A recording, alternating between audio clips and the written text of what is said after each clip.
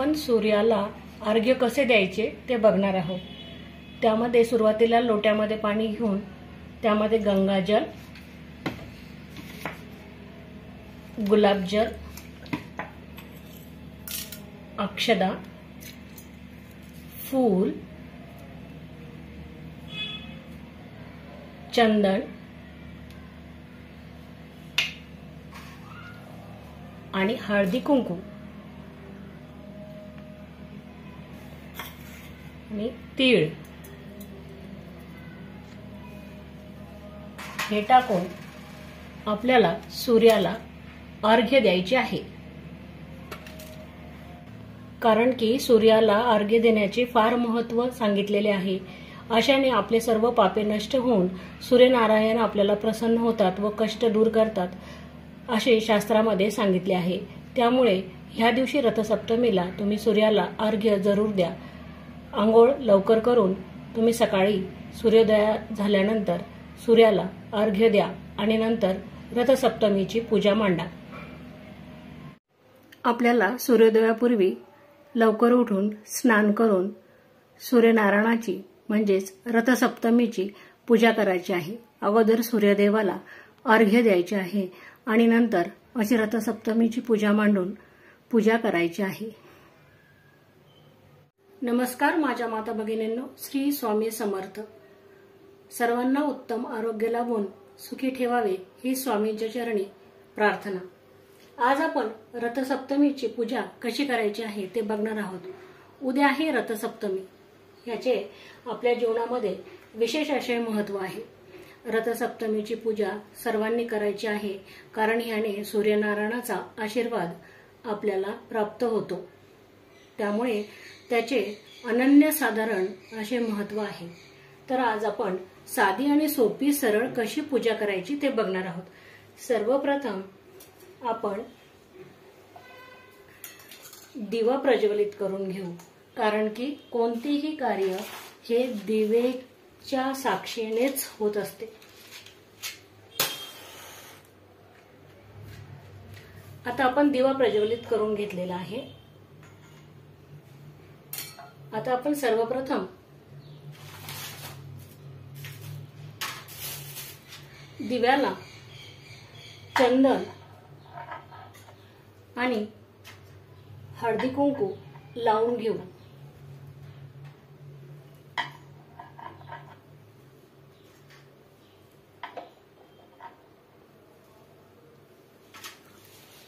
आता आपण गणपती म्हणून सुपारीची येथे पूजा करून घेऊ। स्नान घालून घेऊ। सुरुवातीला आपण ओम गणपतेय नमः, ओम गणपतेय नमः। आता आपण स्वच्छ कपड्याने पुसून गणपतीची येथे आपण पानाच्या विड्यावरती अक्षदा टाकून स्थापना करून घेऊ। बघा, हा फोटो तुम्ही नसेल तुमच्याकडे तरी चालेल आणि प्रिंट काढून आणला तरी चालेल। तुम्ही मोबाईल मध्ये लावून त्याचे दर्शन घेतलं तरी चालेल, कारण की हे 7 घोडे हे सूर्यांचे वाहन आहे। आता आपण सर्वप्रथम आणि सूर्यनारायणाचा जर फोटो किंवा प्रतिमा तुमच्याकडे नसेल तर मी एका छोटी फरशीवरती असा एक सूर्यनारायण काढून घेतलेला आहे रांगोळीने। तुमच्याकडे प्रतिमा किंवा फोटो असेल तर तुम्ही तो ठेवू शकता। आता मी रांगोळीने काढून घेतला, नसेल तर तुम्ही माझ्यासारख्या रांगोळीने तो काढून घ्या। आता सर्वप्रथम आपण गणपतीची पूजा करू। ओम गणपतीय नमः। चंदन वाहून घेतलेला आहे आपण। आता आपण रथसप्तमीच्या फोटोलाही चंदन वाहून घेऊ, सूर्यनारायणालाही चंदन वाहून घेऊ।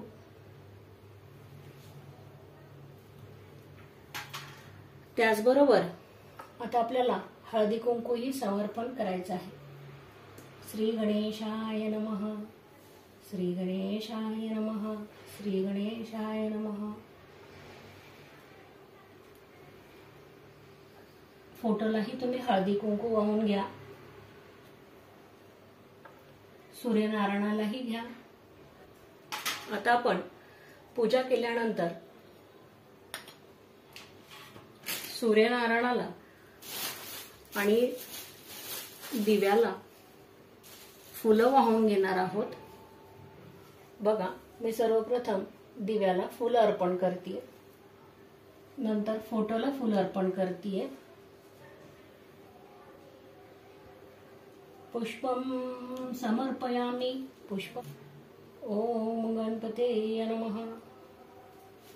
सूर्यनारायण देवताय नमः. ओम सूर्याय नमः. ओम सूर्याय नमः. बघा, मनोभावे पूजा केल्याने मन प्रसन्न होते आणि देवाची कृपा आपल्यावरती सदैव राहते. आता पूजा केल्यानंतर आपण देवाला धूप ओवाळून घेऊ.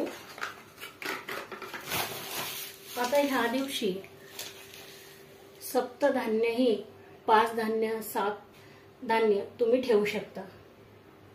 मी येथे याच्यामध्ये धान्य ठेवलेले आहे. आपण यालाही हळदी कुंकू लावून घेऊ. बघा, कारण की तुम्ही धान्यांचंही दान करू शकता आणि धान्याची पूजा केल्याने आपल्या घरामध्ये धनधान्याची कमी राहत नाही. आता आपण धूप दीप ओवाळून घेऊ. धूपम दीपम समर्पयामि. धूपम दीपम समर्पयामि. अगरबत्तीने ओवाळून घेऊ. धान्यालाही ओवाळून घेऊ. गणपतीला श्री गणेशाय नमः. सूर्यनारायण देवताय नमः. हे देवताय नमः. धनधान्य देवताय नमः. अन्नपूर्णा माताय नमः. आपण आता अन्नपूर्णा मातेलाही धान्यालाही फुलं वाहून घेऊ. आता ही अशी आपली सोपी आणि सरळ पूजा झालेली आहे. आपण आता नैवेद्य म्हणून गुळाचा नैवेद्य, खोबरा आणि गुळाचा नैवेद्य दाखवून घेऊया.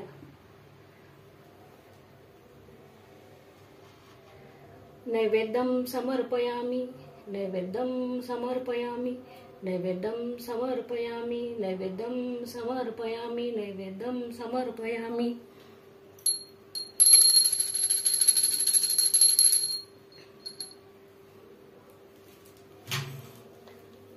अक्षदा वाहून घेऊ. थोडे तीळही वाहून घेऊ. बघा, आता हिंदू धर्मामध्ये रथसप्तमी हा सूर्याच्या उपासनेचा दिवस आहे. कारण की हा सूर्याचा जन्मदिवस म्हणून मनवला जातो. आदिती आणि कश्यप यांचं सूर्य हे पुत्र होते आणि सकाळी भक्तांनी काय करायचं तर सकाळी सूर्योदयापूर्वी स्नान करायचे आहे आणि लाल फुले, चंदन, कापूर अर्पण करून छोट्या कलशातून सूर्याला अर्घ्य द्यायचे आहे. अर्घ्य कसे द्यायचे ते मी तुम्हाला व्हिडिओमध्ये दाखवलेले आहे. आणि नंतर आपल्याला अशी पूजा करून घ्यायची आहे. सूर्याच्या प्रखर तेजाने आपल्याला आपले जीवन दिपवून टाकते आणि स्वतः मात्र सूर्यदेव हा स्वतः तळपत राहतात आणि त्यांच्या किरणांनी आपले जीवन काय संपूर्ण जगच ते व्यापून टाकतात. अशा या सूर्याला वंदन करणे आणि त्यांची उपासना आपल्याला करायची आहे. एरवी तुम्हाला दररोज नसेल जमेत तरी तुम्ही रथसप्तमीच्या दिवशी सूर्याची उपासना जरूर करा. दररोज केली तर अतिउत्तम, याने चांगलेच फळ मिळते. आता याचे सूर्यपूजेचे महत्व काय, याला महत्वाचे स्थान आहे. कारण की आपले सूर्यांच्या आशीर्वादाने जीवन निरोगी राहते, आरोग्य उत्तम राहते आणि सूर्यासारखे आपले जीवन प्रकाशमान आणि तेजस्वी बनून असाध्य तेही साध्य होते. आणि पुत्र प्राप्तीसाठीही सूर्याची उपासना आणि रथसप्तमीचा पूजन केले जाते आणि अखंड सौभाग्यासाठीही रथसप्तमीची पूजेचे आयोजन किंवा पूजा केली जाते. ह्याचे महत्त्व त्यासाठी अत्यंत आहे. अशा तुम्ही सूर्याला या दिवशी नमस्कारही घालू शकतात. किमान दररोज नसेल जमेत तर रथसप्तमीच्या दिवशी तुम्ही सूर्याला नमस्कार करून सूर्यनमस्कार जरूर घाला. तुम्ही यांची कथा ऐका, त्यांचे मंत्र म्हणा. नसेल तर पूजा करताना ओम सूर्यदेवाय नमः, ओम भास्कराय नमः हा मंत्र जप केल्यानेही सूर्यदेव प्रसन्न होतात. दुसरं आणि जास्त नसेल जमत तरी अशी साधी भोळी पूजा केल्यानेही देव प्रसन्न होतात आणि देवाला साधी भोळी पूजा फार आवडते. बघा किती लवकर झाली पूजा. एक 10-15 मिनिटांमध्ये पूजा होऊन जाते अशी. आता आपण रथसप्तमीची कथा ऐकणार आहोत. तुम्ही कथा वाचली किंवा ऐकली तरी चालेल. बघा आज व्हिडिओमधूनही तुम्हाला ऐकायला मिळते. तर ती रथसप्तमीची कथा अशी आहे की पुराणामध्ये रथसप्तमीच्या कथेनुसार एक महान राजाकडे त्याचे राज्य चालवण्यासाठी वारस नव्हता. तेव्हा त्याने देवाजवळ प्रार्थना केली आणि मग त्याला पुत्र प्राप्ती झाली. जन्मानंतर तो सतत आजारी असायचा. तेव्हा एका ब्राह्मणाने त्या राजास रथसप्तमीच्या दिवशी पूजापाठ करण्यास सांगितले आणि राजाने त्यानुसार पूजापाठ केले. त्यामुळे राजाच्या मुलाचे आरोग्य देखील सुधारले आणि उत्तम आरोग्य त्यास प्राप्त झाले. अशी ही छोटीशी कथा आपण ऐकावी आणि त्यानुसार आपल्याला उत्तम आरोग्य आणि आपल्या जीवनामध्ये सूर्याप्रमाणे तेजस्वी जीवन आपले बनवून जावे, आकाशाप्रमाणे आपले जीवन उजळून निघावे अशीच आपण मनोभावे सूर्यदेवाजवळ प्रार्थना करूया. तुळशीजवळ तुम्ही रथाची रांगोळी काढायची आहे. त्यामध्ये सूर्यदेव बसलेले पाहिजे. ते मी तुम्हाला सगळी पूजा झाल्यानंतर कथा झाल्यानंतर सूर्यनारायणाची आपल्याला आरती करायची आहे.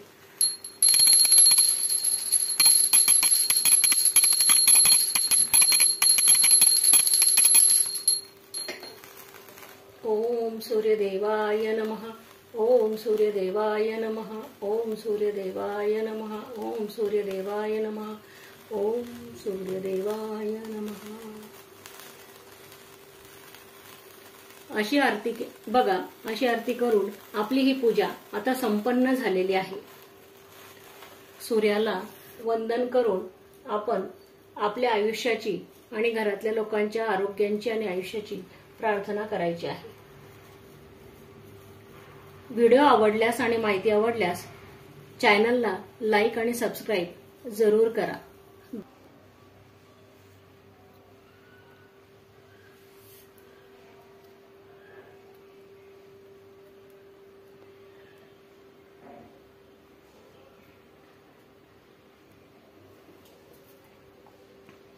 आपल्याला या दिवशी कशाचे दान करायचे आहे तर बघा, आपण धान्याचे दानही करू शकतो आणि धान्याचे दान न करता तुम्ही अन्नदानही करू शकता. पुरी आणि खिरीचा नैवेद्य दाखवून त्याचेही अन्नदान तुम्ही करू शकता.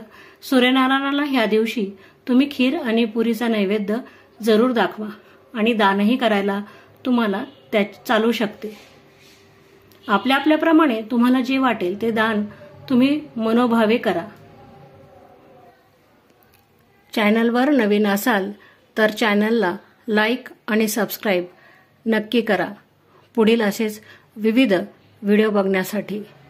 आवडल्यास कमेंटमध्ये जरूर सांगा आणि तुम्ही याची साधी आणि सोपी सरळ पूजा जरूर करा. चला आता आपण दूध कसे उतू जाऊ द्यायचे ते बघूया. आता आपण गॅस पेटवून त्यावरती हे बोळकं ठेवून देऊ गरम व्हायला. बघा, तुमच्याकडे काड्या किंवा गवऱ्या असतील तर तुम्ही त्या आणि जागा असेल तर तुम्ही त्यावरतीही असं दूध कसं उतू जाऊ द्यायचं ते करू शकता. बघा, आता आपण हे बोळकं गरम करून घेतलेलं आहे आणि आता ह्यामध्ये आपण दूध टाकणार आहोत. बघा, ते कोणत्या दिशेला उतू जातं ते बघायचं आहे.